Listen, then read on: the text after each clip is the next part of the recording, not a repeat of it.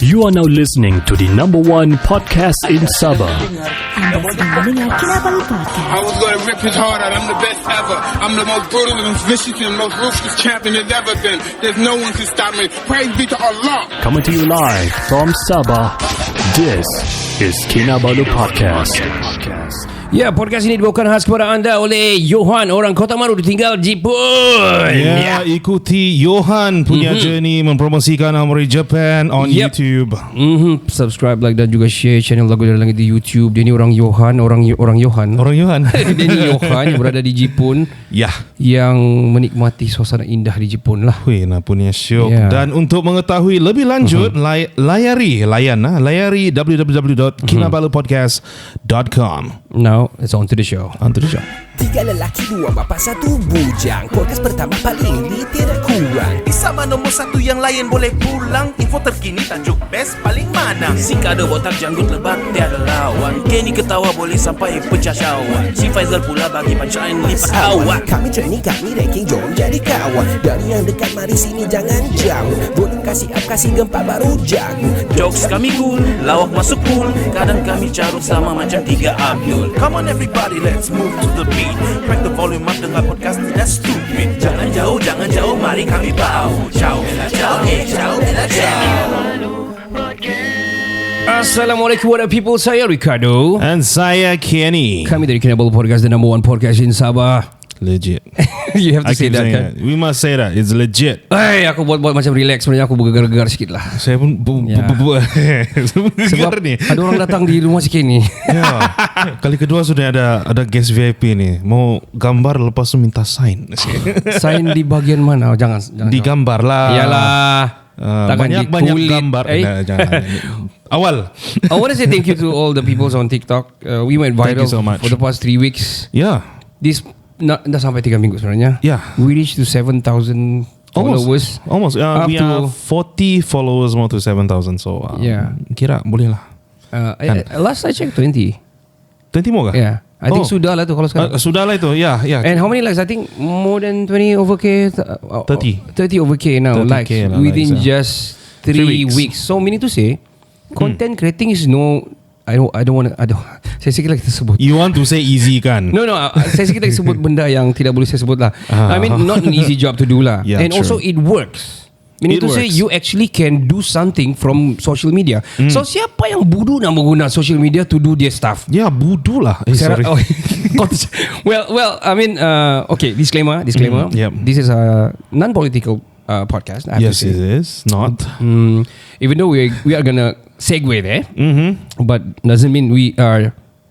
Kamu faham lah tu lah. Yeah, and also kalau kami tu explicit like our previous podcast. Of course, this podcast sudah memang berdaftar dengan explicit. We are so sorry. We will try. We will try lah. Okay. Sorry to be sorry or sorry not sorry. Agree to disagree. Okay. Learn, unlearn, relearn.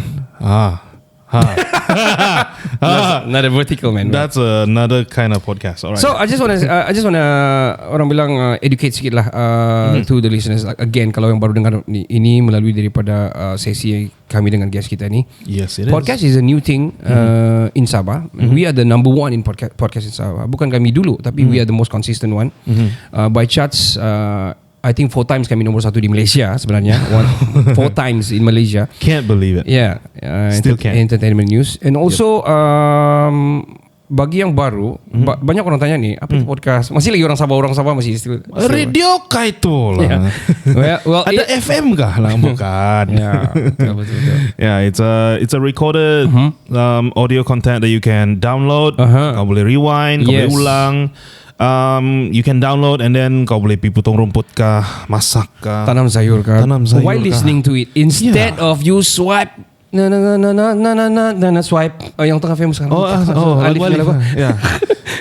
well instead of visual content, which is it's gonna take your time because kau akan tengok kau habis 2-3 jam on watching on it, sedangkan kau boleh dengar audio and while doing that multitasking.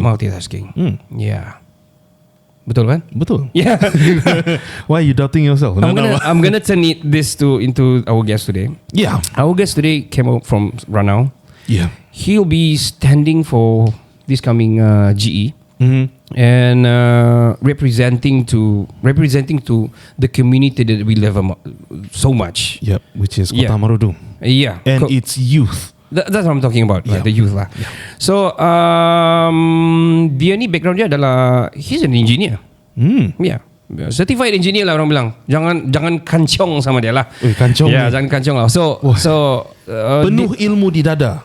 dada dan di mana-mana bahagian lah yang dia mau simpan lah. So dia segue pergi agro. Which is dia pergi peladangan because dia punya family ada ladang lah. I So see. dia balik and support the family and dia kasih raise it, kasih lagi boom. Boom time And Charlie. he made it dari peladangan, which all this stigma ataupun all these stereotypes yang saying ladang ini apa kamu tanam pun. Tanam jagung saja, you know. Nah, dah kaya tu. Tidak pakai kaya tu. Rusak saya kereta kongkat kelapa sawit tu. And he defeated that claims. Yes. So ladies and gentlemen, please welcome Sharizal Denchi. Welcome to the studio, bro. Thank you very much, Kado Oh and man, Kenny. yes. Sharizal, kami sebut betul kan nama tadi Betul, tu? betul. Sharizal Denchi atau Denchi atau macam mana? Yeah, Betul lah. Alright. Thank Tuan you so Sharizal. much. Welcome to the studio. Thank you very much for having me. Yeah, man. we're happy Thank you to so have you. much. Macam mana kita mau mula ni? Okay, Sharizal, you coming out to something really new to the optic of Sabahan. Jadi diorang ni macam especially the political punya industry lah. Di Sabah, you coming out new, even though people probably yang kenal kau buat charity and everything, they might know. People probably under kita punya YB Sadiq probably knows juga you. But the people here, tiba-tiba kau muncul di kacamata everyone. Especially the Kota Marudu. We gonna ask that later. But we wanna ask you dulu, kau ni berasal dari mana, membesar di mana and everything. Yeah. I'm actually grown up in Ranau. Okay. Orang Ranau. Ya, orang Yeah. Ranau. Orang Ranau Turun ini. tak tahu. Ya. Sana Ranau. Sana orang Ranau. Okay. So after that I further my study to University Malaysia Perlis. After one day I graduated, I luckily met this director of IT for Infinitech. It's a German company. So I worked with that German company for 3 years. Alright. Yeah, so it's a good paying job. Yeah, German have betul. fun. Yeah, have fun working internationally. You enjoy it and you enjoy like it that. very much lah. Okay. Yeah, it's just that I don't know what something come to me lah. Came to me during that time. Okay. A few years back lah. Okay. I think 10 years ago. Share man, Yeah. tell us kami apa cerita? Aperture. Aperture. Actually, I was offered from other US company. Okay. Texas Instrument. Okay. Yeah, Big Texas company that one. Yeah. They asked me to set up the same semiconductor IT stuff in Philippines. Alright. Yeah, I was thinking of hold on, I'm going to Philippines cut you, okay? I'm going to interject you. What is your course last time?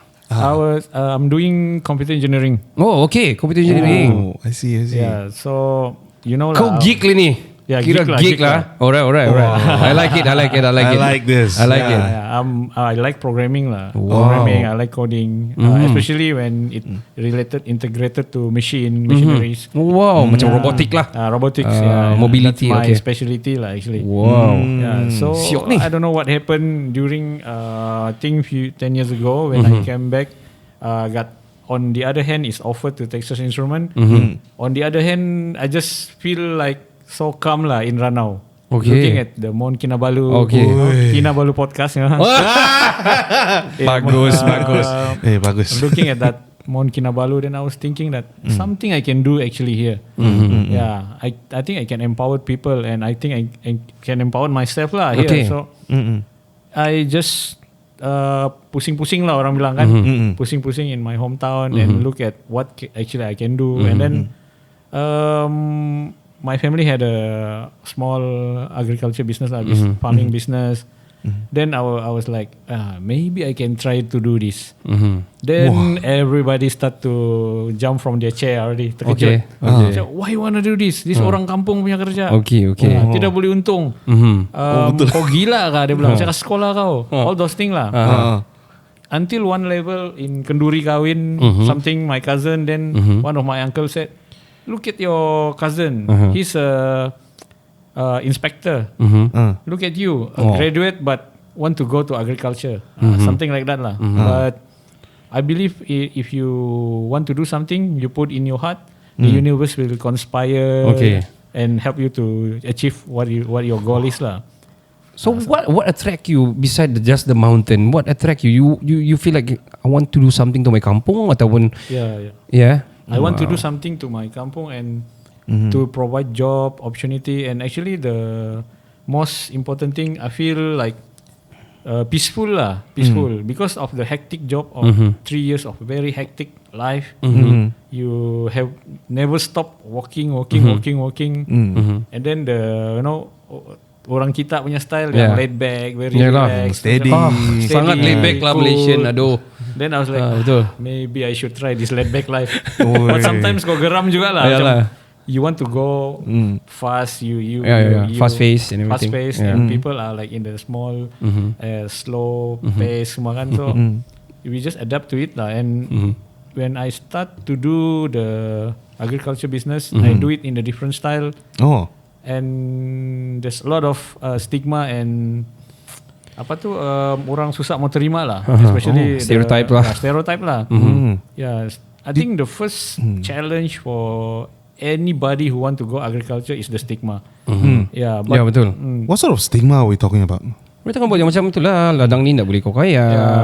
Ladang ni kotor, panas. You will not go anywhere. Kau akan kahwin, kau ada anak, lepas tu anak kau pun jadi petani. Stuff like that, you know. I was thinking more in the line of orang kampung biasa guna method ini untuk tanam. Lepas tu kau introduce pula cara yang ada teknologi ke apakah.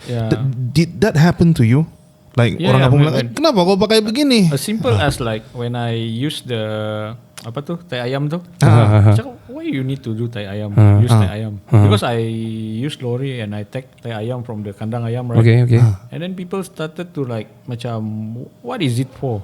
But it's a cheap fertilizer. Betul. Yeah. Because tai ayam is consists of highly nitrogen. Yes. So when you put in the in your tanaman soil, in the soil, so it contribute to kesuburan of the veggie better than the normal. This is organic. Ini kira organic punya fertilizer lah kan. Organic fertilizer. Okay. Instead of the one from the lab lah. Yeah. Okay. The urea and all that. Even when I started that, what is it for? But when we started, then we successfully do, then people start to follow. Ikut. That's why when you go to Kundasang now, you see everybody a lot of fly. Because actually I also feel bad about it lah, because banyak flies. because every farm started to do it. Patutlah macam lain bau saya sana. No. Nah. Contribute to the But it's a good thing lah. So actually that's one of it lah. And it's a lot of challenge actually. Actually orang kita kan, the biggest problem of orang kita, they don't treat agriculture as a business. Okay. They're just for makan only lah. Just cukup tu pasar jual balik kadar bawa RM30. Betul. When you don't treat it like a business, so it become like just cukup lah.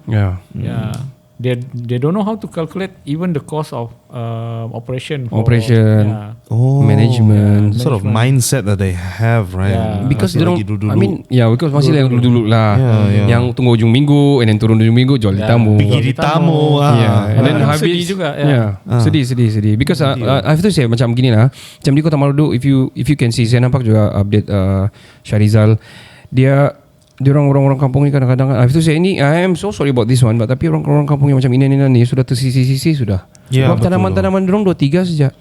Yang lain ni yang tak menanam pun. But they got banyak supply. And then the non-local pula yang have more better space, better shades and better spot during the jual-jual ujung minggu dan sebagainya. Dan betul loh, sian.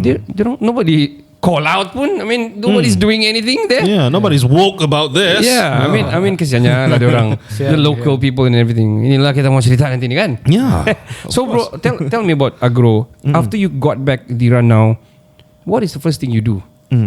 Actually when I first actually just cuti lah. just like very laid back, spend money, happy, Aramaiti here and there.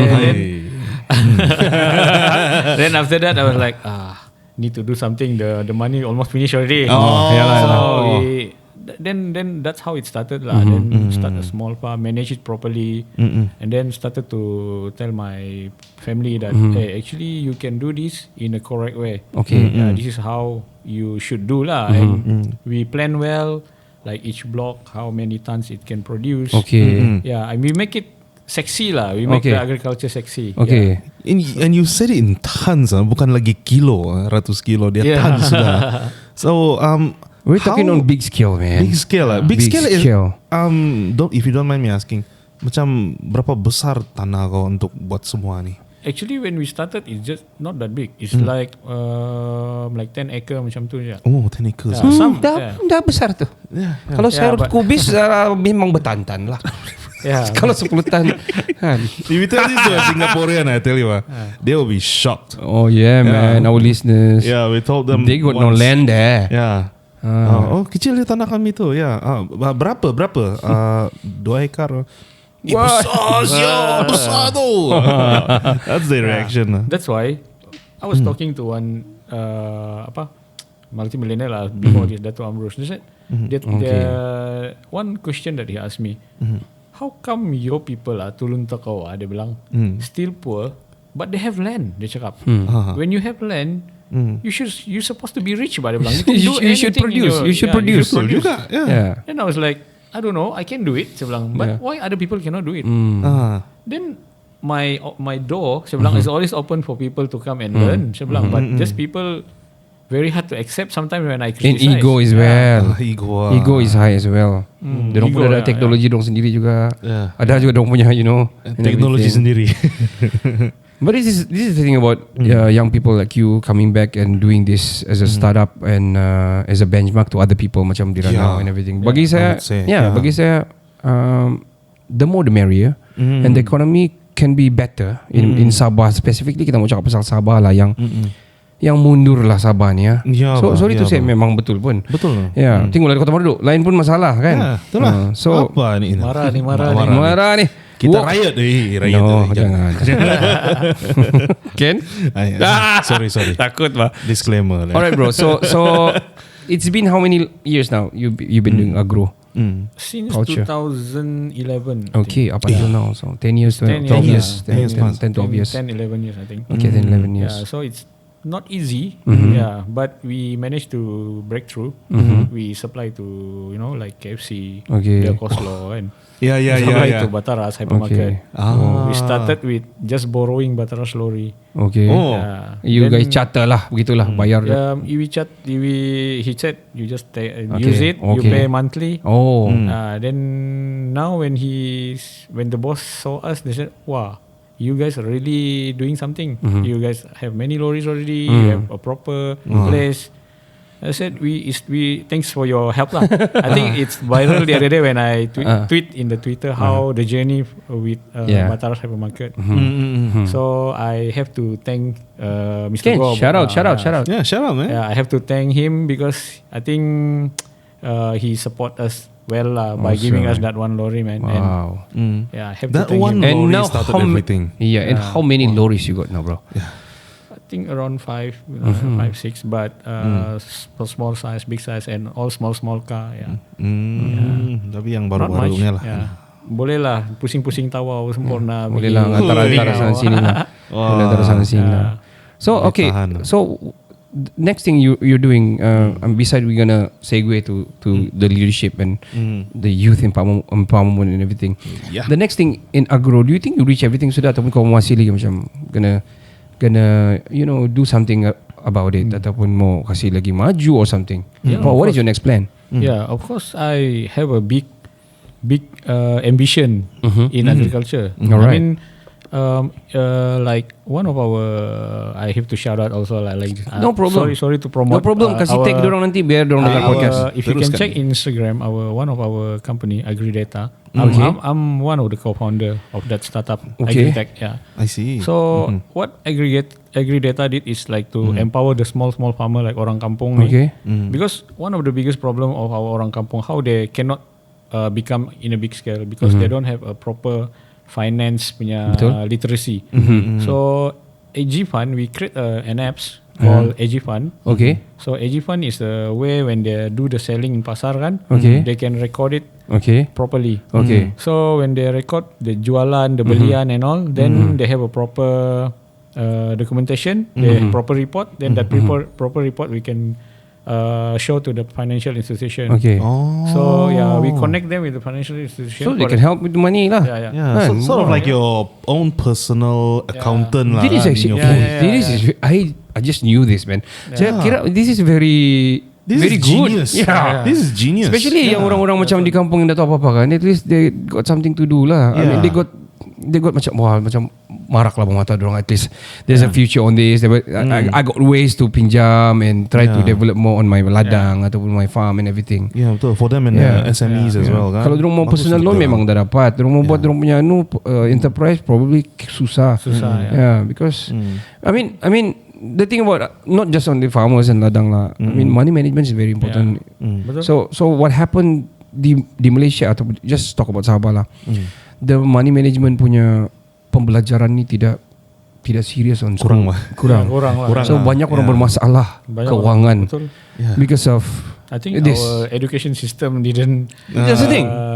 Didn't expose kan. So we need more that. Yeah, we need more that lah. And the good part also, our deal with Sabah Credit is zero interest to the farmers. Zero interest to the farmers. So I think in Kundasang, Tambunan, we scouted few farmers that potential, and we did manage to get them a loan lah from Sabah Credit, and it's zero interest, and they're quite happy about it lah. So and sudah berlangsung lah, sudah berjalan ni. Ada berapa it's sudah? Running, it's running. And Agri Data is only 1.5 years, and currently being kena ditinjau lah oleh few investors lah. It's just that we want to grow our users lah. I mean, few hundred users now, but we want to make it more. Yeah. I think one of the way. I mean, the good thing you're here in Kota Marudu. I think you see the people here. You see the people. Yeah.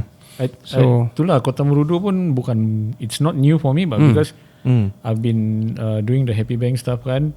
So when we go on the ground, then I see they're doing agriculture, and I was like, bukan dorang ni malas actually. By a lot of people say, malas lah orang kita. Sebenarnya just that they don't have the proper knowledge and skills. And skills. And what of our agencies doing kan?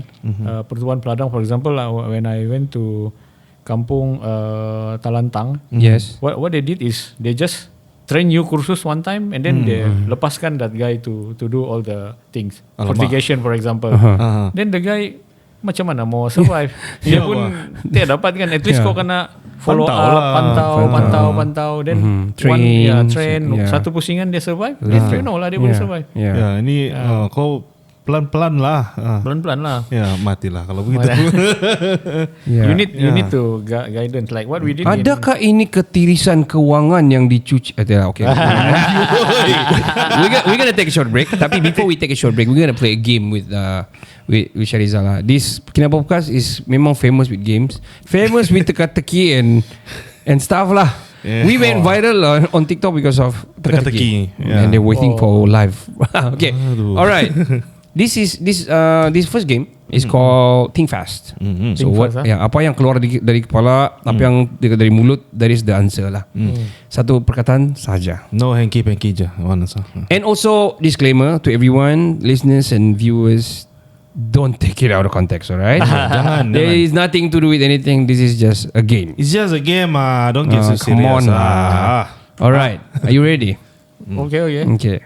But I'm not that think fast. Not a fast thinker. Tapi I believe you are. Yes, I believe you are. Because you're a genius. We played with this. I think so. We played with the Verdo and a few people kan. Alright.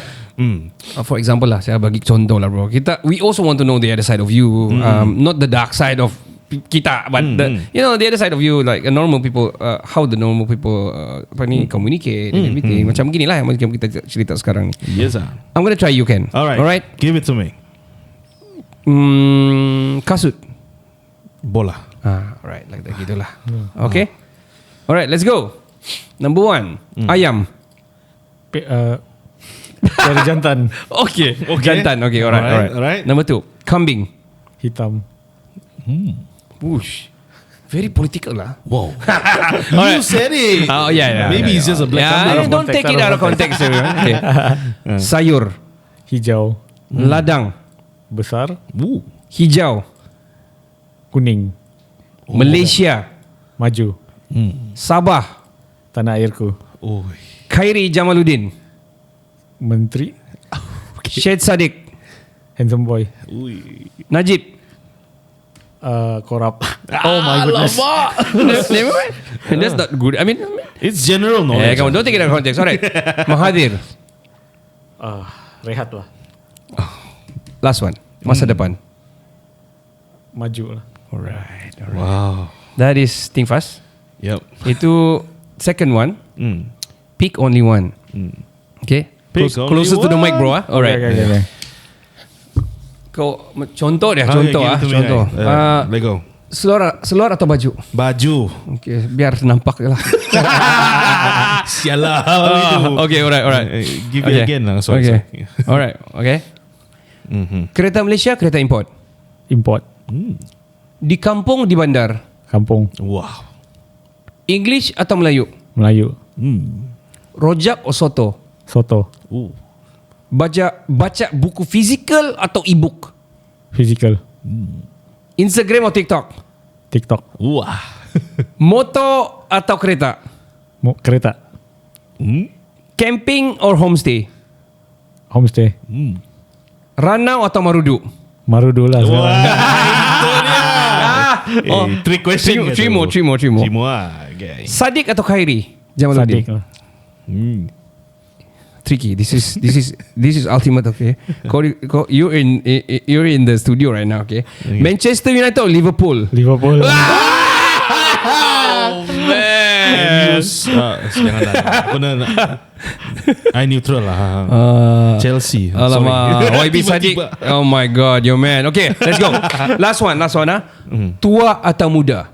Muda. Alright. Terbaik. We're gonna take a short break. We will be right back on the second part. Of course, that is the first part with Sharizal, a very humble person, and we're gonna continue on the second part. More interesting, more interesting stuff lah. Yeah, it's on the coming first into part. you. On the first part ni kita cerita merely about him, his background, about agro and everything. And the second part, we'll see where we go. Yeah, we'll see. Yeah, podcast ini dibawakan khas kepada anda oleh Johan, orang Kota Marudu tinggal Jepun. Ikutilah perjalanan Johan mempromosikan Aomori di Jepun. Yeah, subscribe, like dan juga share channel Lagu Dari Langit di YouTube. Cari playlist Sanak Urang Kota Marudu tinggal Jepun dan kenali Aomori di sana bersama dengan Johan. Yap, dan follow juga social media mereka hari ini. Dan untuk mengetahui lebih lanjut, layari www.kinabalupodcast.com. Alright. Hi, I'm Anne Athena Osman, and you're listening to Kinabalu Podcast, the #1 podcast in Sabah. Check your systems are offline. Number 1 for today's hits and all-time favorites.